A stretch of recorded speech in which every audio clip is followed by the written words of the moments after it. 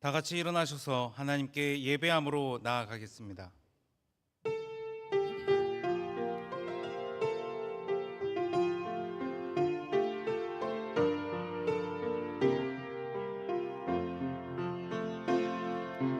나는 하나님을 예배하는 예배자입니다. 내가 서 있는 곳 어디서나 하나님을 예배합니다. 내 영혼 거룩한 은혜를 향하여 내 마음 완전한 하나님 향하여 이곳에서 바로 이 시간 하나님을 예배합니다. 내 영혼 거룩한 은혜를 향하여 내 마음 완전한 하나님 향하여 이곳에서 바로 이 시간 하나님을 예배합니다.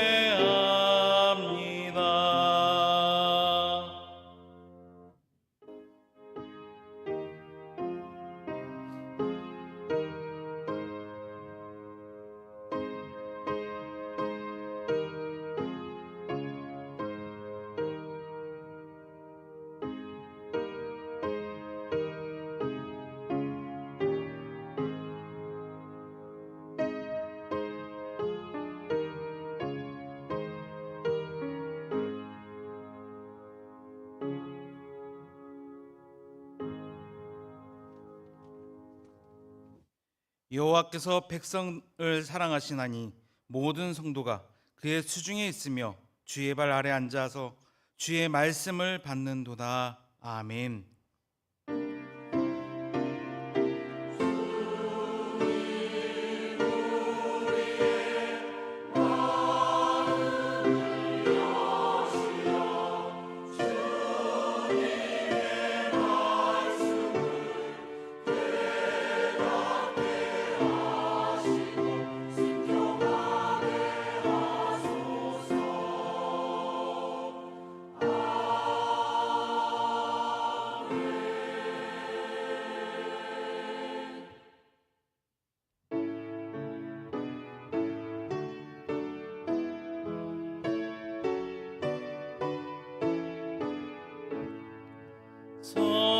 성도여 다 함께 할렐루야 아멘.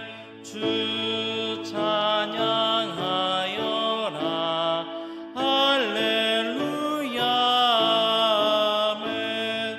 주 보좌 앞에서 택하신 은혜를 다 찬송하여라 할렐루야 아멘.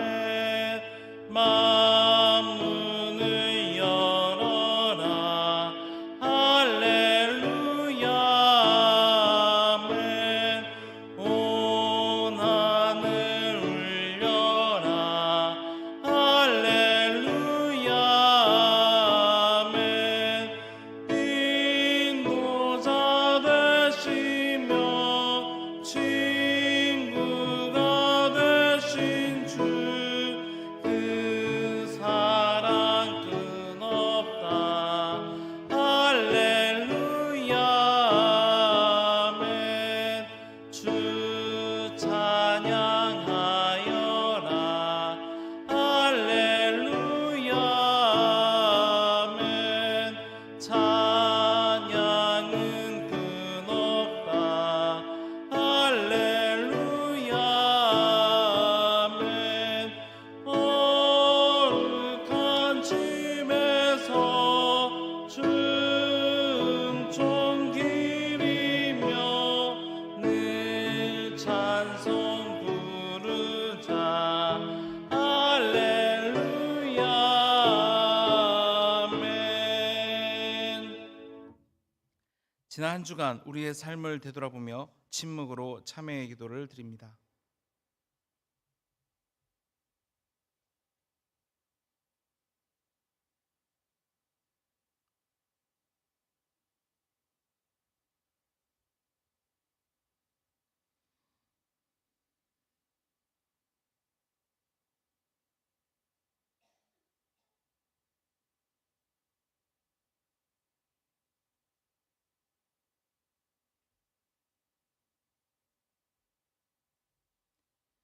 하나님께서 주시는 사죄의 말씀입니다. 그리스도 예수 안에 있는 생명의 성령의 법이 죄와 사망의 법에서 너를 해방하였음이라. 아멘.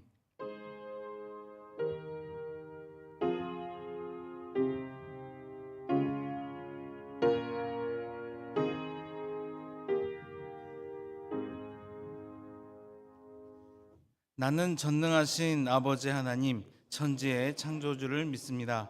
나는 그의 유일하신 아들, 우리 주 예수 그리스도를 믿습니다. 그는 성령으로 잉태되어 동정녀 마리아에게서 나시고 본디오 빌라도에게 고난을 받아 십자가에 못 박혀 죽으시고 장사된 지 사흘 만에 죽은 자 가운데서 다시 살아나셨으며 하늘에 오르시어 전능하신 아버지 하나님 우편에 앉아 계시다가 거기로부터 살아있는 자와 죽은 자를 심판하러 오십니다. 나는 성령을 믿으며 거룩한 공교회와 성도의 교제와 죄를 용서받는 것과 몸의 부활과 영생을 믿습니다. 아멘.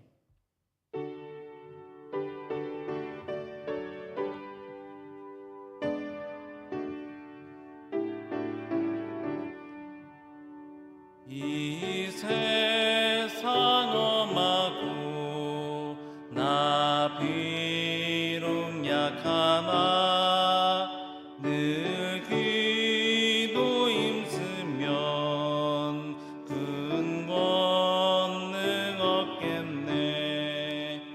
주의 은혜로 대속 받아서 비와 같이 붉은 죄는 같이 이겠네. 주님의 권능은 한없이 크오니 돌 같은 내 마음 곧 녹여주소서. 주의 은혜로 대속 받아서 이와 같이 붉은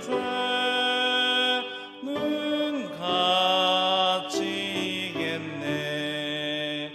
내 맘이 약하여 늘 넘어지오니 주 예수 임주사 구세게 하소서. 주의 은혜로 대속 받아서 비와 같이 붉은 죄는 같이 이겠네. 죄 사함 받은 후 새 사람 되어서 주 앞에 서는 날 찬송하겠네. 주의 은혜로 대속 받아서 이와 같이 붉은 죄는 같이 이겠네.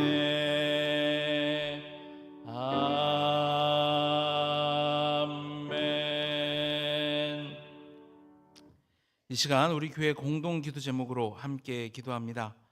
중동 지역의 전쟁과 갈등이 완화되고 대화와 타협을 통해 평화가 정착되도록 청년부 미국 비전 트립이 안전하게 진행되고 참여하는 청년들이 선교의 비전을 품을 수 있도록 우리 교회가 후원하는 체코 선한이웃교회 성도들이 신앙훈련을 통해 굳건한 믿음을 갖고 미래의 든든한 일꾼으로 성장하도록 이 기도 제목으로 함께 기도합니다. 아버지 하나님, 감사합니다. 이 시간 저희들 함께 모여서 기도할 수 있도록 도와주시고 공동기도 제목으로 기도하며 나아가오니 이 기도 가운데 함께하여 주시옵소서. 중동 지역에 갈등이 고조되고 있습니다. 아버지 하나님, 대화와 타협을 통하여서 이 땅에 평화가 정착될 수 있도록 아버지 하나님 인도하여 주시옵소서. 미국 비전 트립이 이제 화요일부터 시작이 됩니다. 안전하게 진행될 수 있도록 인도하여 주시고 오고 가는 길 그리고 참여하는 청소년들이 선교의 비전을 품으며 나아갈 수 있도록 인도하여 주시옵소서. 선한이웃교회 성도들 가운데 기도합니다. 아버지 하나님 신앙 훈련을 통하여서 믿음을 갖고 든든히 서갈 수 있도록 인도하여 주시옵소서. 네, 기도하시겠습니다. 우리의 생명이 되신 하나님, 오늘도 부족한 우리를 사랑하사 양림의 복된 자리에 불러주시니 감사합니다. 사랑과 은혜의 주님, 지난 한 주간도 이 세대를 본받지 말고 오직 마음을 새롭게 함으로 변화를 받아 하나님의 선하시고 기뻐하시고 온전한 뜻이 무엇인지 분별하도록 하라는 준엄한 명령을 지키지 못하고 세상 속 생각으로 주님을 슬프게 하였습니다. 용서하여 주시옵소서. 이 시간 마음과 정성을 드리는 찬양과 기도로 새 사람으로 거듭나게 하옵소서. 소망이 되신 주님, 주님께서 친히 만들어주신 가정에는 평안과 화목을 주시고 우리에게 일용할 양식을 제공하는 소중한 일터에는 건강과 형통을 주시며 삶을 살아가면서 마음이 상한 형제에게는 주님의 따뜻한 위로와 더불어 회복을 허락하시어 주님을 더욱 찬양케 하옵소서. 아버지 하나님, 우리 민족을 어려움과 멸망의 위기 가운데 항상 하나님께서 지켜주시고 인도하여 주심에 감사드립니다.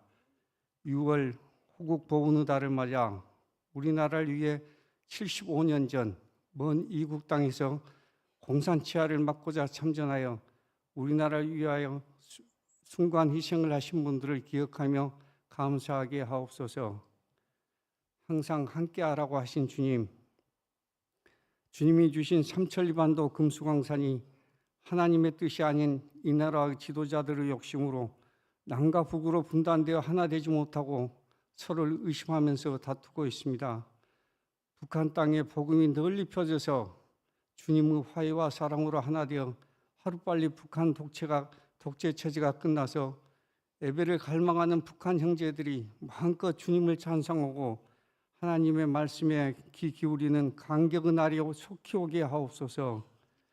우리나라를 사랑하시는 하나님, 새롭게 세워진 대통령과 이 나라 모든 공직자와 지도자들이 자신보다 하나님의 뜻을 생각하며 하나님께서 지혜와 공의의 정신을 주시어 국민을 바로 섬기고 분열된 사회를 하나 되게 하며 겸손한 마음으로 국민을 섬기면서 정치적 이익보다는 국민의 마음을 먼저 생각하여 미래 세대에게 희망이 넘치는 나라로 세계에서 존경받는 나라가 되게 하옵소서.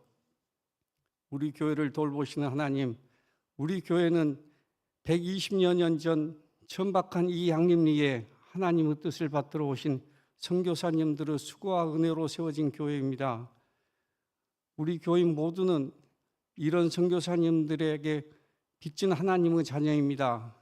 이에 우리 청년들이 유진벨 선교사님의 발자취를 생각하며 오는 24일 미국 비전 트립을 출발하오니 모든 교인이 이번 비전 트립을 위하여 기도하므로 참여하는 청년들에게 건강과 안정과 신앙의 깊이를 더하여 유진벨 선교사님의 노고에 감사케 하므로 우리 청년들이 유진벨 선교사님을 닮아서 주님이 칭찬받는 삶이 되도록 도와주시옵소서. 또한 유진벨 비전센터가 하나님의 은혜로 잘 마무리되어 주님을 섬기는 공간으로 잘 활용되게 하여 주시옵소서. 우리를 양육하시는 주님, 베베학교 교육을 통한 교육생 모두가 주님의 명령을 나의 소명으로 알고 교회의 부름에 잘 따르는 복음의 전달자요 봉사자로 성장케 하옵소서. 또한 여름 성경학교 수련회가 잘 준비되어 이번 수련회를 통하여 우리 중고등부 학생들이 주님을 그리며 삶을 실천하는 청소년으로 살게 하여 주시옵소서. 사랑의 주님, 이 예배를 위하여 봉사하는 성가대와 반주자, 안내와 주차, 식당, 각 부서 등 보이지 않는 것에서 헌신하는 모든 이들에게 하나님의 이루와 은혜로 채워 주시옵소서. 그 섬김이 우리 교회의 양식이 되게 하옵소서. 이 시간 하나님께서 말씀을 증거하시는 목사님과 함께 하시어 선포되는 말씀이 생명과 능력으로 우리 가운데 임하여 마음으로 깨닫고 삶으로 순종함으로써 풍성한 열매를 맺는 하나님의 자녀가 되게 하옵소서. 우리에게 섬김의 본을 친히 보여주신 예수님의 이름으로 간절히 기도하옵나이다.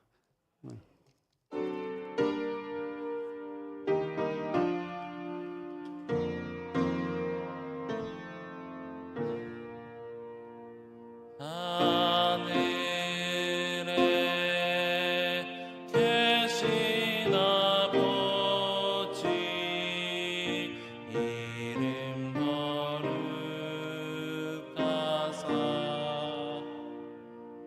주님 나라 임하시고 뜻이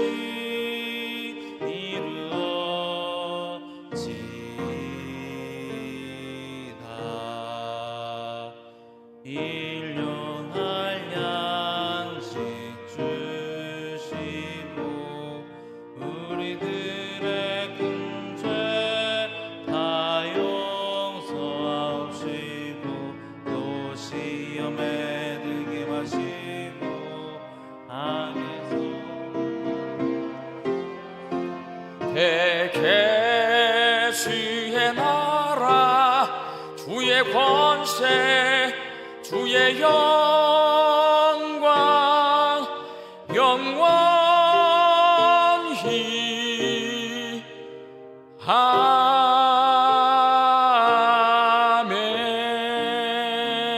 아멘. 거룩한 주일에 주 앞에 함께 모여 예배할 수 있게 하신 은혜 참 감사합니다. 하나님을 예배하는 이 시간, 하나님이 온 세상의 주인이시고 내 인생의 주인이심을 고백하는 믿음의 고백을 담아 열의 하나를 구별하여 10의 1조와 감사의 예물과 다른 제목으로 저희들의 작은 정성을 주 앞에 올려드립니다. 이 정성 위에 복을 내려주시어서 우리의 주인 되신 하나님의 뜻대로 하나님의 나라와 하나님의 교회와 하나님의 선교와 다음 세대 자녀들과 어려운 이웃들을 위하여 사용되어지는 복되고 귀한 예물 되게 하여 주옵소서. 장마철 기간을 살고 있습니다. 하나님, 장마철로 인해서 많은 사람들이 피해를 보고 있는데 그들 가운데 위로하여 주시고 우리 양림의 성도들 이 장마철 기간 동안 안전하게 지켜주시옵소서. 일하는 일터위에 이 경제적으로 어려운 시기에도 하나님 주시는 일용할 양식이 채워질 때마다 자족하며 감사하며 살게 하여 주시옵소서. 흩어져 살고 있는 내 가족과 자녀들을 위하여 간절히 기도합니다. 하나님, 주 날개 아래 있을 때 안전합니다. 주 날개 아래 거하게 하여 주옵소서. 하나님을 예배하며 살 수 있도록 믿음을 더하여 주옵소서. 하나님, 육신 연약하여서 낫기를 간구하는 환우들이 있습니다. 예수님의 능력으로 치유함을 얻게 하여 주시고 오랜 시간 침상에 누워 계시는 장기 환우들과 어르신들이 천국 소망 붙들고 오늘 이 하루를 살게 하여 주옵시며 애쓰고 힘써서 돌보는 가족들 위에 새 힘을 더하여 주옵소서. 예수님의 이름으로 기도하옵나이다. 아멘.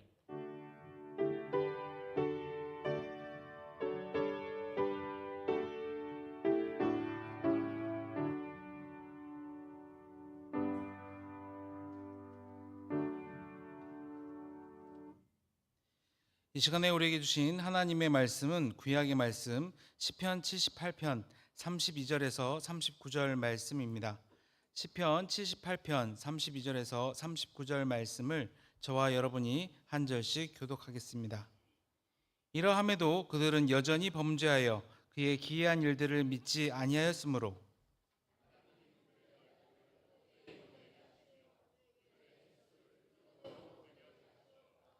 하나님이 그들을 죽이실 때에 그들이 그에게 구하며 돌이켜 하나님을 간절히 찾았고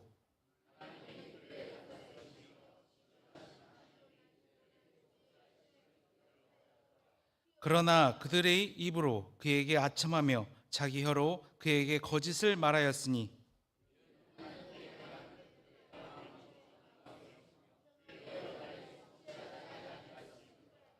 오직 하나님은 긍휼하심으로 죄악을 덮어 주시어 멸망시키지 아니하시고 그의 진노를 여러 번 돌이키시며 그의 모든 분을 다 쏟아내지 아니하셨으니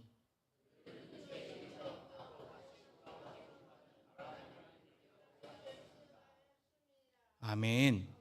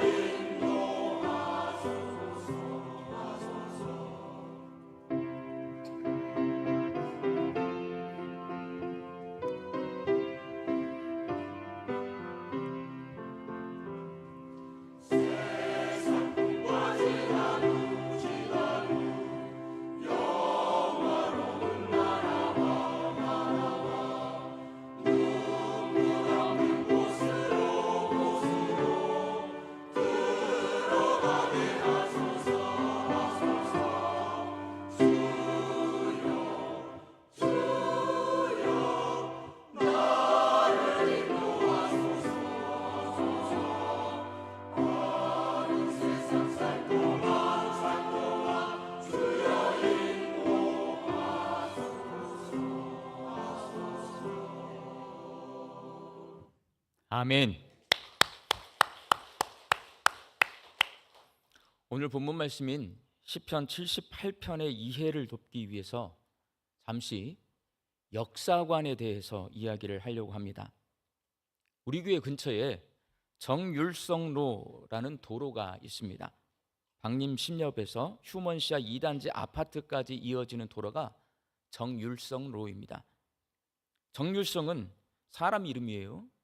1918년 광주에서 태어난 음악가입니다. 일제강점기인 1930년대 중국으로 건너가서 독립운동에 참여했고 그러다가 중국 팔로군에 가담해서 군가를 작곡했습니다. 일제시대예요. 6.25 한국전쟁 당시는 북한에서 음악 활동을 하다가 중국으로 귀화해서 중국 국적을 취득한 후 1976년에 사망했습니다. 중국에서는 조선족 혁명 음악가로 크게 추앙받는 인물입니다. 우리나라 국가보훈부와 보수 언론, 보수 단체들은 그의 친북 행적을 문제 삼으면서 자유민주주의를 훼손한 인물을 독립운동가로만 부각시키는 것은 역사 왜곡이라고 비판합니다. 왜냐하면 중국 공산군의 군가, 북한군의 군가를 이분이 만들었어요.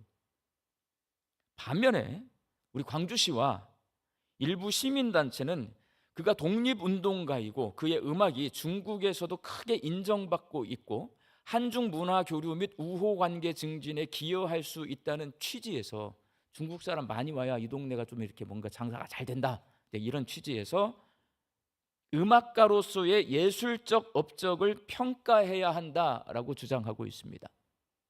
싸워요. 지금도 싸웁니다. 일명 정율성 논쟁, 우리나라 과거 역사를 바라보는 역사관 논쟁입니다. 독립운동가로 활동했던 걸 봐야 될까? 북한 공산군, 중국 공산군, 팔로군이잖아요. 활동했던 거를 봐야 될까? 둘 다 활동했어요. 독립운동가였다가 팔로군에 들어갔다가 북한군 군가를 만들었어요. 학교에서 국사책을 통해 역사를 배운 우리나라 국민 대부분은, 여기 앉아 계신 분 모두예요. 모두 민족주의 역사관에 가장 큰 영향을 받았습니다. 저도 그렇고 여러분도 그렇습니다. 이 민족주의 역사관의 특징이 뭐냐? 우리나라 역사의 시작은 고조선이에요. 고조선, 단군조선. 역사의 주체가 우리 민족이고 민족의 자주성, 그리고 동질성, 그리고 통일을 강조합니다. 우리의 소원, 통일, 그냥 부른 게 아니에요, 여러분. 이 민족주의 역사관에 근거한 역사 해석을 하기 때문에 우리는 우리의 소원은 통일. 저 어렸을 때 얼마나 많이 불렀는지 몰라요. 지금 그거 부르면 되게 이상한 눈으로 쳐다봐요. 왜? 지금 젊은 사람들은요, 통일을 싫어해. 이게 다 역사관 때문에 그렇습니다. 민족주의 역사관은 일제의 강점기에 항일 독립운동의 정식적인 기반이 되었고, 분단 이후에는 통일의 당위성을 강조하는 데 활용되었습니다. 저와 여러분 전부 여기 역사 해석 방법을 처음 배웠고요. 우리나라 역사를 다 그렇게 보고 있었어요, 여러분. 그리고 해방 이후에 많은 국민이 진보적 민중사관을 포함하고 있는 사회경제적 역사관의 영향을 받습니다. 사회경제적 역사관은 마르크스주의적 유물사관의 영향을 받아 사회의 경제적 구조와 계급관계, 그리고 민중의 삶과 투쟁을 중심으로 역사를 해석합니다. 제가 철학과 다닐 때 선배가 끌고 가요. 막 책을 읽게 해요. 읽기 싫은데 막 읽으라고 그래요. 막 토론을 해요. 사회 경제적 역사관을 이제 제 머릿속에 심어주는 거예요. 그래서 제 또래 50대 중반에 80년대 학교를 다니고 50대 중반이 된 사람들 대부분 대학 시절에 사회 경제사적 역사관의 영향을 받습니다. 그럼 저희만 영향을 받냐? 아니에요, 여러분. 제 또래 이제 대학을 졸업하고 국사 선생님이 됩니다. 역사 선생님이 돼요. 그럼 학교 가면 자기가 영향을 받은 역사관을 학생들에게 가르치는 거예요. 그렇게 해서 현재 우리나라에 많은 영향력을 끼친 역사관이 사회경제사적 역사관이에요. 1970년대에서 80년대 사이에 노동운동과 민주화 운동을 하는 많은 사람이 이 역사관의 영향을 받았고, 우리나라가 경제 개발을 하는 과정에서 소홀히 여겼던 노동자, 농민의 권리를 찾는 일, 우리나라 민주주의의 발전에 지대한 영향을 끼칩니다. 좋은 거예요, 나쁜 거예요? 좋기도 해요, 여러분. 무조건 나쁜 건 없어요, 여러분. 이 역사관이 우리나라 민주주의 발전에, 그리고 노동자, 여러분들이 지금 주 5일 근무를 하고 직장에서 뭔가 내가 일한 만큼 대접을 받고, 이거 전부 다 사회 경제적 사적 역사관의 영향을 받은 거예요, 여러분. 그런데 여러분, 이게 너무 진보 쪽으로 가는 거예요. 그러면 헤겔이 말한 정반합의 원리에 의해서 반대쪽이 또 땡겨요. 한쪽으로 가니까. 그래서 반대되는 입장에서 이제 비판을 하는 역사관이 나와요. 민족주의적 역사관, 진보적 역사관을 비판하는 역사관이 등장하는데, 그것이 바로 뉴라이트 역사관이라고 하는 겁니다. 많은 국민이 2000년대 이 뉴라이트 역사관의 영향을 받고 있습니다. 2000년대 들어서 이게 강력하게 부각이 되고 있어요, 여러분. 뉴라이트 역사가는 대한민국의 건국과 산업화를 긍정적으로 평가합니다. 고조선을 말하지 않아요. 대한민국의 건국을 말해요. 대한민국 역사를 중요시하게. 사회경제사적 역사관도요, 대한민국을 말해요. 고조선을 말하지 않아요. 아까 민족사적 역사관은 고조선을 말해요, 여러분. 뉴라이트 역사관은 대한민국의 건국, 산업화, 이걸 전부 긍정적으로 평가합니다. 그리고 살짝 친일 문제를 재해석합니다. 그리고 자유민주주의와 시장경제의 가치를 강조합니다. 뉴스에서 자유민주주의 강조하면 뉴라이트 역사관입니다. 일제강점기 시대가 근대화를 앞당겼고 그 시대에 불가피하게 일본에 협조한 사람들이 해방 후 나라의 근대화에 공헌했고 공산주의로부터 나라를 지켜낸 것으로 봅니다. 그래서 반공사상을 강하게 어필합니다. 사회경제사적 역사관은요, 일본을 되게 싫어해요. 뉴라이트 역사관은요, 공산주의를 싫어해요. 현재 우리나라 국민은 이 세 가지 역사관 중에 자기가 선택한 역사관으로 혹은 세 가지 역사관을 혼용해서 우리나라 역사를 해석하고 있다 보니 서로 격렬하게 역사 논쟁을 벌이고 있는 중입니다. 우리 양림교회도요, 이 세 가지 역사가가 혼용이 되어 있어요. 우리 성도들 사이에 말을 하기 시작하잖아요. 쌈납니다. 격렬한 논쟁. 서로 다른 역사관으로 지역 간, 세대 간, 가족 간, 남녀 간에 다투고 있어서 우리 사회는 굉장히 혼란스러워 보입니다. 그렇지만 역사관이 다르다고 지금 서로 전쟁하고 있어요? 우리끼리? 폭력을 행사합니까? 말로 싸우는 거잖아요. 말로. 여러분, 굉장히 성숙한 모습입니다. 이 역사 논쟁이 안 되는 데가 있어요. 역사 논쟁을 하는데 전쟁이 난 데가 있어요. 서로 막 총 쏘고 싸워버려요. 근데 우리나라는 말로 싸우잖아요. 여기는 몰라요, 여러분. 서울에 가면 광화문 앞에 항상 뭔가 집회를 하잖아요. 시청 앞에 집회를 하고, 광화문하고 시청은요 이어져 있어요. 근데 광화문 앞에서 반대쪽, 시청 앞에서 반대쪽, 서로 같이 막 서로 다른 주장을 하는데, 자, 거기서 막 서로 치고 패고 싸웁니까? 자기 주장을 합니까? 이게 민주주의예요. 성숙한 민주주의. 물론 우리나라가 민주화가 된 지가 이제 겨우 40년 됐습니다. 제가 1987년 학번이에요. 6.29 선언이 있었어요, 그때. 그래서 저는 잊어버릴 수가 없어요. 1987년 6월 29일 6.29 선언. 그래서 우리나라 민주화가 시작된 지는 40년도 채 되지 않아요. 그렇기 때문에 자기 의사를 표현하는 방법이나 태도가 아직은 많이 서툽니다. 그렇지만 하나님이 우리나라를 사랑한다는 것 우리는 다 알고 있잖아요. 진보나 보수 국민들이 우리나라 다 사랑하잖아요. 우리나라 막 싫어하고 막 그러지 않는 거잖아요. 서로 우리나라 사랑하는 거거든요. 그리고 우리는 국뽕이 있어요. 우리나라 국민들이, 자, 미련합니까? 지혜롭습니까? 전 세계에서 유대인 다음으로 지혜롭다고, 왜 유대인 다음으로 한다고 하는지 몰라. 저는 유대인보다 더 지혜롭다고 말해야 된다고 생각하는 사람입니다. 우리는 정말 지혜로운 국민들이에요.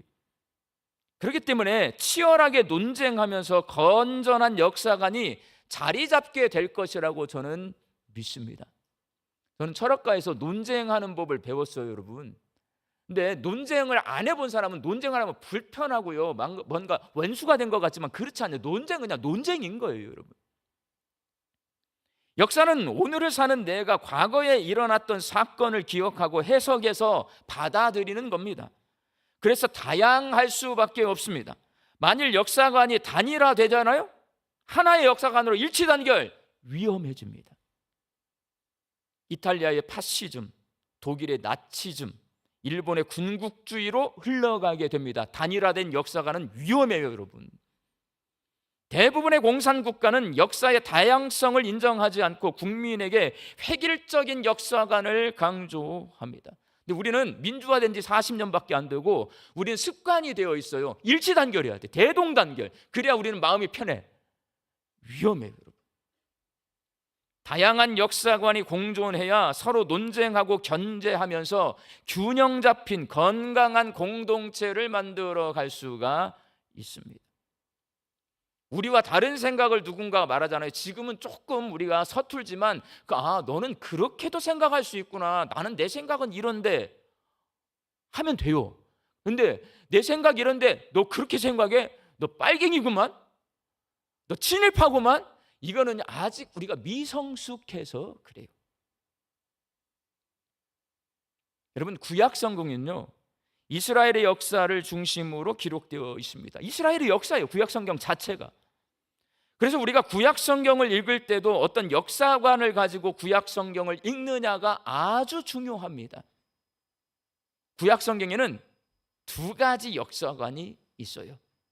첫 번째 역사관은 신명기에 기록되어 있는 율법을 중심으로 역사를 해석하는 신명기적 역사관입니다.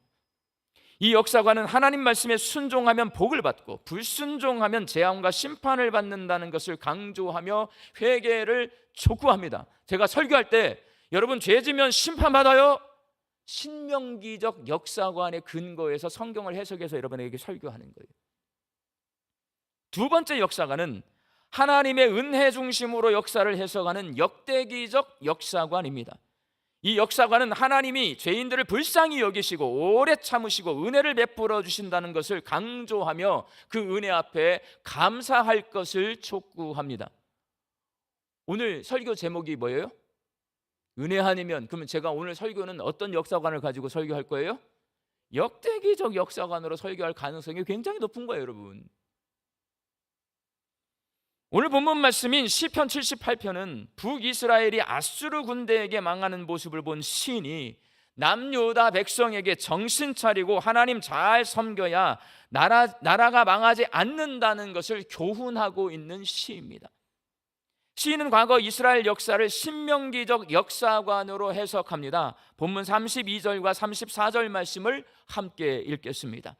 이러함에도 그들은 여전히 범죄하여 그의 기이한 일들을 믿지 아니하였으므로 하나님이 그들을 죽이실 때에 그들이 그에게 구하며 돌이켜 하나님을 간절히 찾았고, 과거 이스라엘 백성이 범죄하면 하나님께 심판받아서 회개하고 돌아왔다라고 말합니다.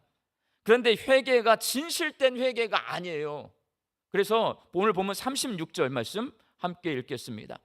그러나 그들이 입으로 그에게 아첨하며 자기 혀로 그에게 거짓을 말하였으니, 회개는 하는데요, 회개하는 척하며 입으로만 거짓으로 회개한 거예요. 그래서 회개하고서 다시 죄를 지었다는 말이에요, 여러분. 시편 78편의 시인은 과거 이스라엘의 역사를 죄짓고 심판받고 회개하고 또 죄짓고 심판받고 회개하고 이것을 반복하는 그런 역사로 해석해요.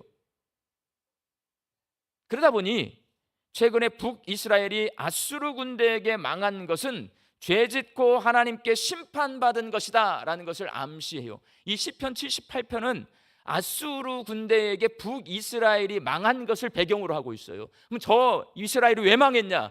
하나님께 죄짓고 심판받은 거야. 신명기적 역사관으로 북이스라엘의 역사를 지금 해석하고 있는 거예요. 그러나 시인은 편향적으로 한쪽으로만 역사를 해석하지 않습니다. 역대기적 역사관도 가져옵니다. 오늘 보면 38절 말씀을 함께 읽겠습니다. 오직 하나님은 긍휼하심으로 죄악을 덮어주시어 멸망시키지 아니하시고 그의 진노를 여러 번 돌이키시며 그의 모든 분을 다 쏟아내지 아니하셨으니, 하나님이요 긍휼히 여기시고 은혜를 베풀어 주시고 자비로우신 분이다 노래합니다. 북이스라엘이 죄짓고 하나님께 심판받아서 아수르 군대에게 망했지만 남유다는 하나님의 자비와 긍휼과 은혜로 아직 멸망에 이르지 않았다라고 그렇게 노래하고 있어요. 남유다 안 망하는 것을 소망하고 있는 거예요. 남유다의 역사를 역대기적 역사관으로 해석하고 있는 것입니다. 이렇게 시편 78편의 시인이 북이스라엘의 역사는 하나님의 심판을 강조하는 신명기적 역사관으로 해석하고, 남유다의 역사는 하나님의 은혜를 강조하는 역대기적 역사관으로 해석하는 이유, 이 사람이 어느 나라 사람이에요? 남유다 사람이에요. 남유다 사람이니까요, 북이스라엘이 망해버렸어요. 저거는 하나님께 죄 짓고 심판받은 거야. 근데 우리도 망할 수 있잖아요. 그러니까 자기 나라 남유다의 역사는 하나님은 자비로운 분이고 은혜로운 분이고 노하기를 더디하는 분이고 역대기적 역사관으로 해석을 하는 거예요. 그래서 우리나라를 용서해 주실 거야. 우리 그렇게 용서받자, 빨리 하나님 앞에 회개하고 돌아가자, 이렇게 노래하고 있는 겁니다. 남유다 사람인 시인은 죄를 지은 북이스라엘이 하나님의 심판을 받아 멸망했지만 자신의 조국 남유다는 하나님의 은혜로 멸망에 이르지 않기를 소망합니다. 그래서 남유다 백성에게 하나님의 자비와 긍휼과 은혜 아래서 사는 방법을 가르쳐 주는 게 시편 78편이에요. 북이스라엘 망했어. 죄 짓고 심판받아서 그래. 우리 그러면 안 되잖아. 하나님은 은혜로운 분이셔. 하나님은 자비로운 분이셔. 그러니 우리 심판받지 말고 하나님의 자비, 은혜 가운데 살아갑시다. 그러려면 이렇게 해야 됩니다. 이게 시편 78편이에요. 그러면 시편 78편의 시인이 가르쳐주는 하나님의 은혜 아래서 사는 방법은 과연 무엇일까요? 남유다의 백성이 하나님의 자비와 긍휼과 은혜 아래서 사는 방법은, 나는 내가 혼자 살아갈 수 있는 힘을 가진 강한 존재라고 착각하지 않고, 나는 하나님 없이 나 혼자 살 수 있어, 그 착각이에요. 여러분, 하나님의 도우심으로 살아가는 연약한 존재임을 기억하는 것, 나는 하나님의 도움을 받아야만 살 수 있는 존재야, 이걸 기억하는 거예요. 잊지 않고. 그것이 내가 하나님 은혜 아래서 사는 방법이에요. 오늘 본문 39절 말씀을 함께 읽겠습니다. 그들은 육체이며 가고 다시 돌아오지 못하는 바람임을 기억하셨습니다. 사람이 육체고 바람이라는 말, 굉장히 문학적인 말 아니에요?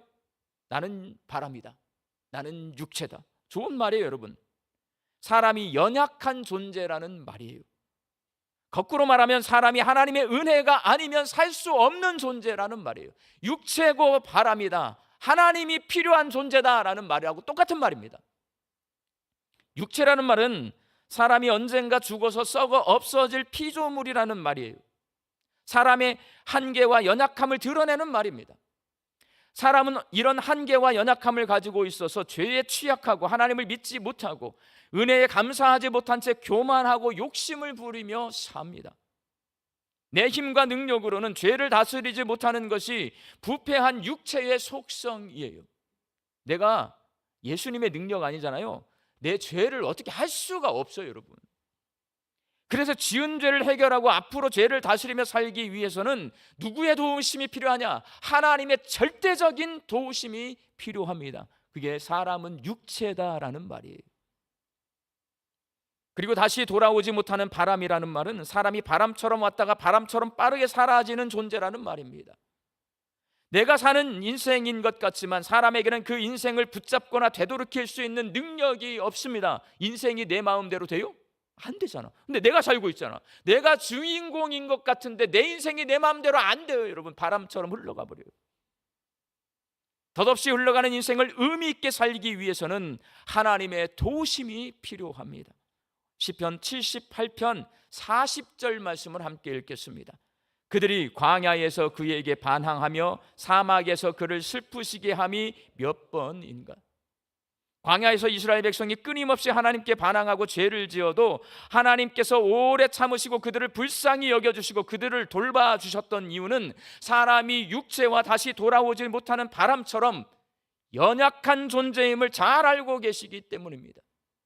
그래서 하나님을 배반한 이스라엘 백성을 불쌍히 여겨주시고 은혜를 베풀어 주셔서 결국 가나안 땅에 들어가게 해주신 거예요.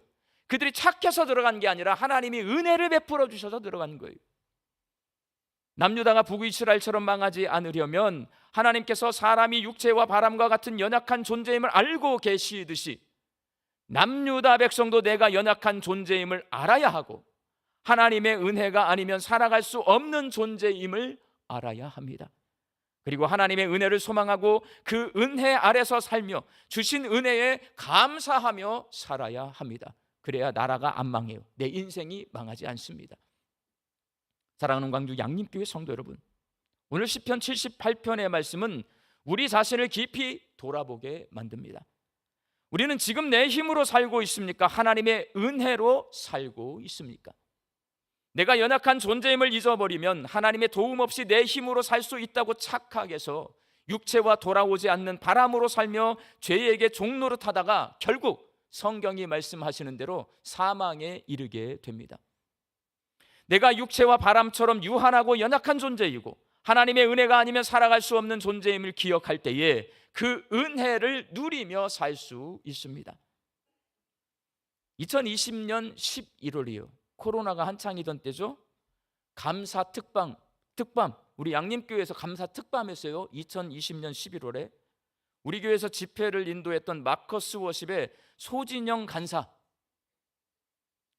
이 간사는 25 젊은 나이에 만성 골수성 백혈병 걸렸어요.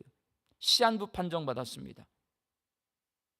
병으로 인해 자신이 연약한 육체요 돌아오지 않는 바람과 같은 존재임을 인정하게 된 25, 요즘은 25 애기잖아요.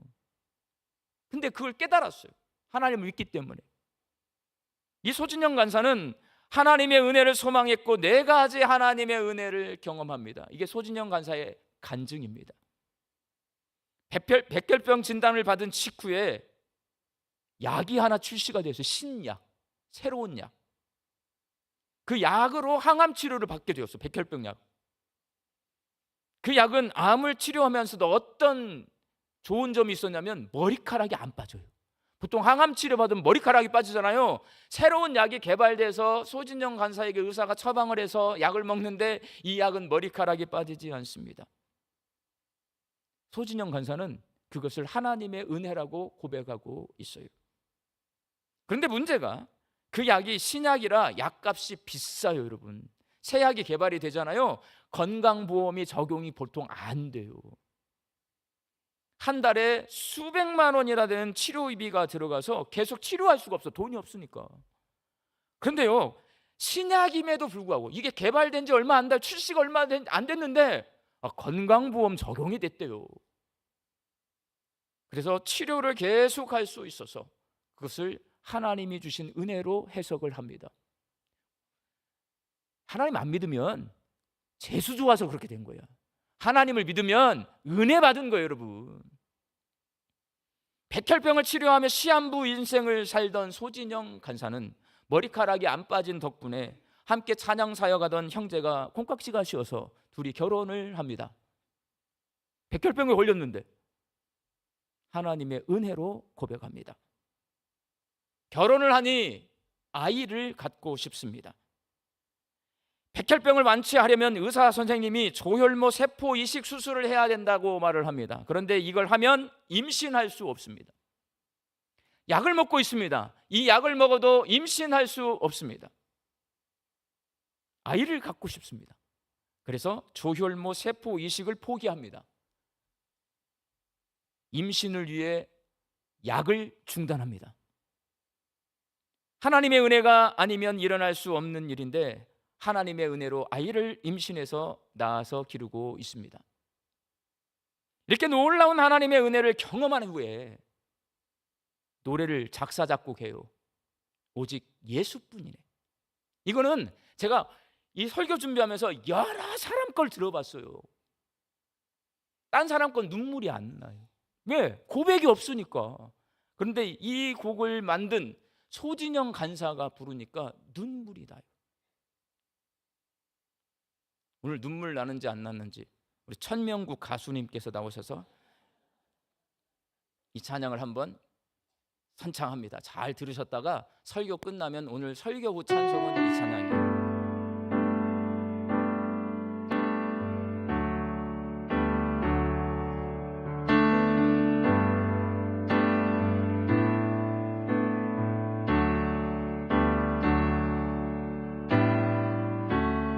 은혜 아니면 살아갈 수가 없네. 호흡마저도 다 주의 것이니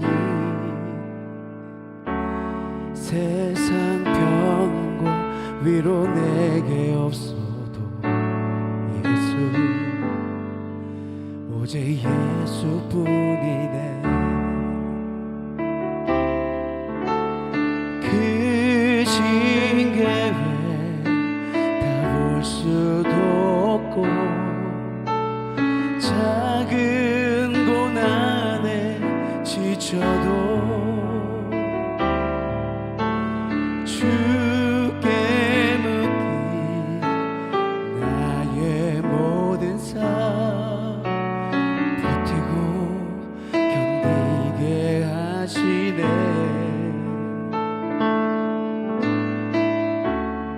은혜 아니면 살아갈 수가 없네.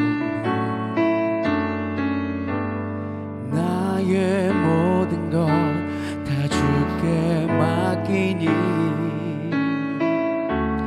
참된 평안과 위로 내게 주신 주 예수 오직 예수뿐이네. 크신 계획 다 볼 수도 없고 작은 고난에 지쳐도 주께 묶인 나의 모든 삶 버티고 견디게 하시네. 크신 계획 다 볼 수도 없고 작은 고난에 지쳐도 주께 묶인 나의 모든 삶 버티고 견디게 하시네. 은혜 아니면 살아갈 수가 없네. 나의 모든 것 다 주께 맡기니 참된 평안과 위로 내게 주신 주 예수 오직 예수뿐이네. 예수 오직 예수뿐이네. 예수 오직 예수뿐이네.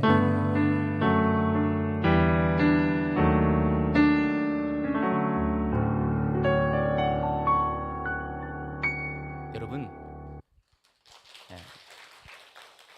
역사가 해석이에요. 옛날에 일어났던 일을 내가 어떻게 해석하는가, 그건 내 자유입니다. 인생도 똑같습니다. 우리의 삶도 해석하는 거예요. 내가 하나님의 은혜가 아니면 살아갈 수 없는 연약한 존재임을 인정하고 신명기적 역사관, 역대기적 역사관이 균형 잡힌 관점으로 내 삶을 해석할 때에 하나님의 은혜 아래서 살 수 있는 겁니다. 우리 광주 양림교회 성도들이 균형 잡힌 신앙의 눈으로 내 삶을 해석하면서 내가 내 힘이 아니라 하나님의 은혜로 살아가는 겸손한 그리고 건강한 그리스도인들이 되시기를 예수님의 이름으로 축원합니다. 기도하겠습니다. 주님, 지혜를 주셔서 내가 육체요 돌이키지 못하는 바람과 같은 존재임을 알게 하옵소서. 믿음을 주셔서 나는 내 힘으로 충분히 살 수 있다고 착각하며 죄에게 종노릇하며 살던 삶에서 돌이켜 내 힘이 아니라 하나님의 은혜로 살아가는 겸손한 하나님의 자녀가 되게 하여 주옵소서. 예수님의 이름으로 기도하옵나이다. 아멘.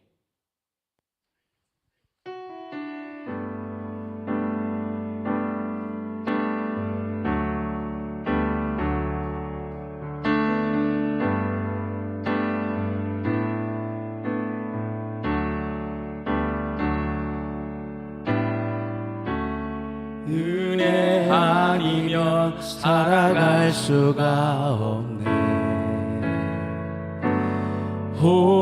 호흡마저도 다 주의 것이니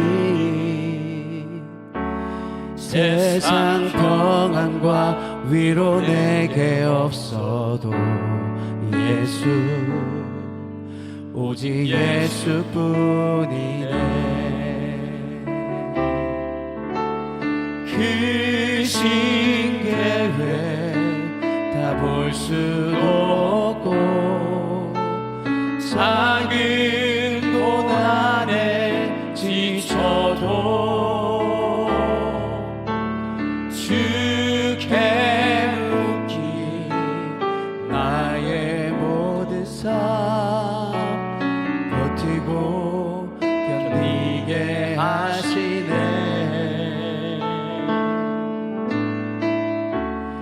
은혜 아니면 살아갈 수가 없네. 나의 모든 것 다 주께 맡기니 참된 평안과 위로 내게 주신 주 예수, 오직 예수뿐이네. 크신 계획 다 볼 수도 없고 작은 고난에 지쳐도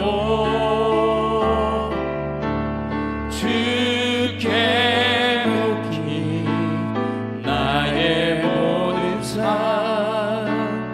버티고 견디게 하시네.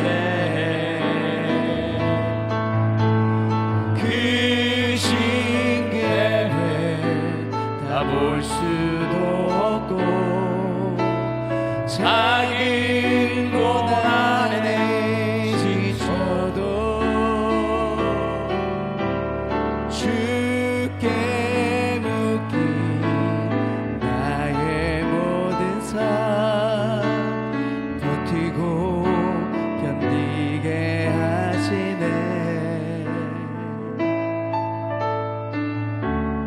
은혜 아니면 살아갈 수가 없네.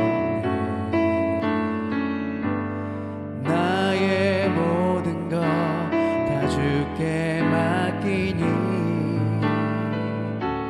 참된 평안과 위로 내게 주신 주 예수, 오직 예수뿐이네.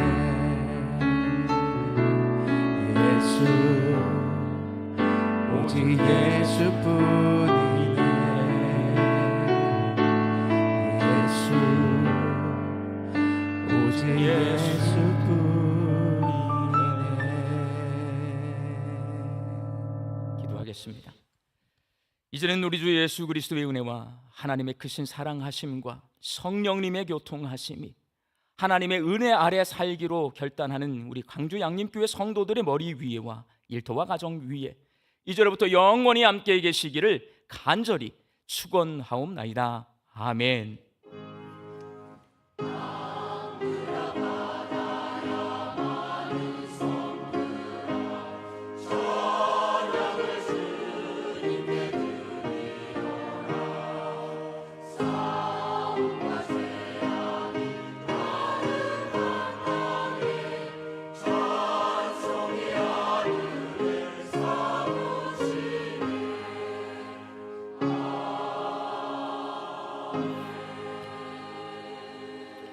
좌우에 계신 분들과 은혜로 삽시다 인사 나누시겠습니다.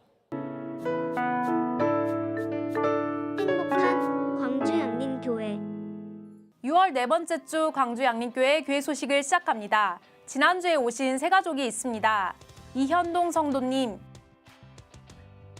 정재원 성도님, 추지원 성도님, 정수정 성도님, 주님의 이름으로 환영합니다. 오늘 광주 양림교회에 오신 새가족 분들이 계신다면 예배실 전실 나가셔서 왼편에 있는 새가족실에서 안내해 드리겠습니다. 첫 번째 소식입니다. 청년부 미국 비전 트립 안내입니다.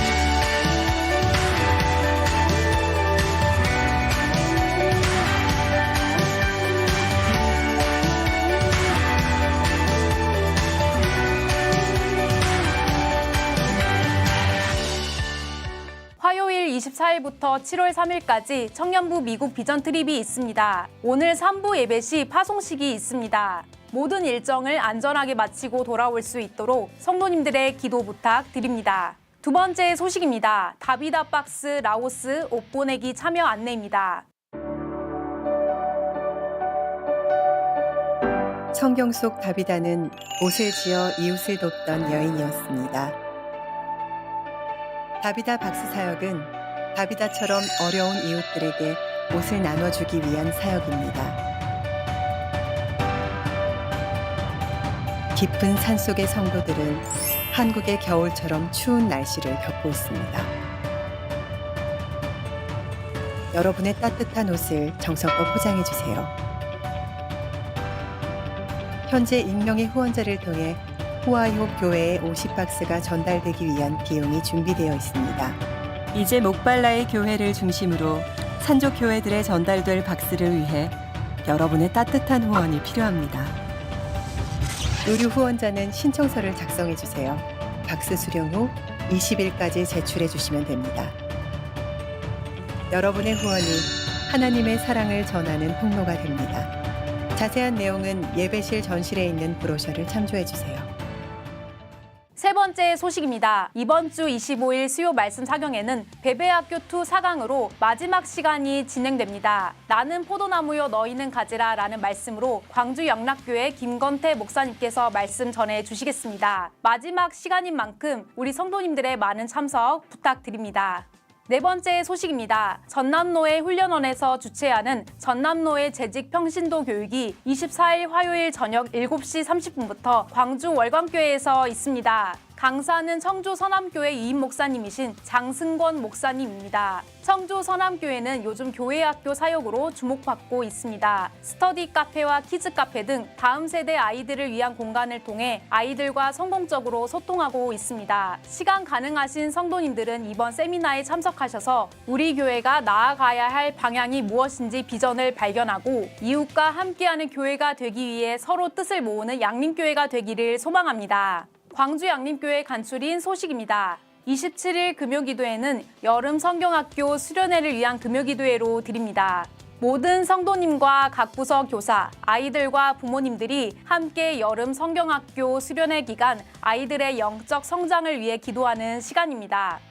경로대학 7월, 8월 2달간 방학입니다. 전도대 27일 금요일 오전 10시 교육봉사관 2층 갈릴리실에서 있습니다. 7월, 8월 2달간 방학입니다. 자세한 사항은 주보를 참고해 주시기를 바랍니다. 지금까지 교회 소식이었습니다. 감사합니다. 6개월 준비한 청년부 미국 비전 트립 화요일 출발합니다. 안전하게 다녀올 수 있도록 기도해 주시고요. 한 성도님이 감동이 있어서 라오스를 위해서 선교 헌금을 하겠다고 하셨어요. 그래서 200만 원 선교 헌금을 해 주셨는데 그 헌금은 라오스에 있는 우리 전승옥 선교사님이 지금 겨울철인가 봐요. 막 비가 내리고 산속이 춥대요. 가장 필요한 게 옷이랍니다. 그래서 이제 박스가 우체국 박스에 옷을 하나 가득 담잖아요. 그럼 한 박스를 라오스까지 보내는데 4만 원이에요. 후하이옥 우리가 교회 설립해 줬어요. 그 예배당 건축해 줬는데 그 동네에 50박스가 갑니다. 그런데 이제 후하이번 또 마을들 있잖아요. 옷이 더 필요해요. 그래서 200박스를 보내려고 합니다. 지금 오늘 광고가 나가서 신청서를 받는 것은요. 옷을 담아주시라는 거예요. 옷. 따뜻한 옷도 돼요. 라오스 열대지방이니까 우리는 겨울옷 안 입을 것 같잖아요. 겨울옷 다 입는데요. 그냥 버리지 말고 그 박스를 집에 가지고 가셔서 채워서 꽉꽉 채워서 가져오시면 그게 라오스로 가는 거예요. 그 옷을 담아달라는 겁니다. 아까 4만 원은 이미 50박스 200만 원 헌금이 들어와 있고요.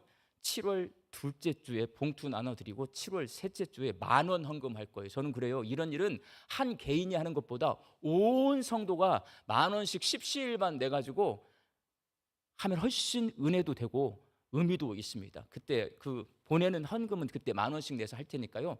박스 받아가서 옷을 채워 주실 분 신청서를 작성해서 제출해 주시기 바랍니다. 나머지 광고는 주부를 참조해 주시고 다 같이 일어나셔서 파송의 찬송 부르겠습니다.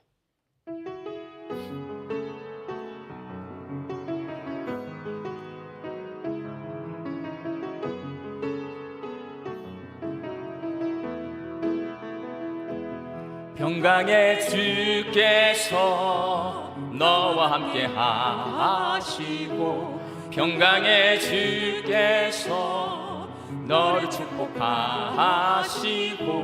평강의 주께서 너의 모든 삶 속에 평강 더하시기를 원하노라.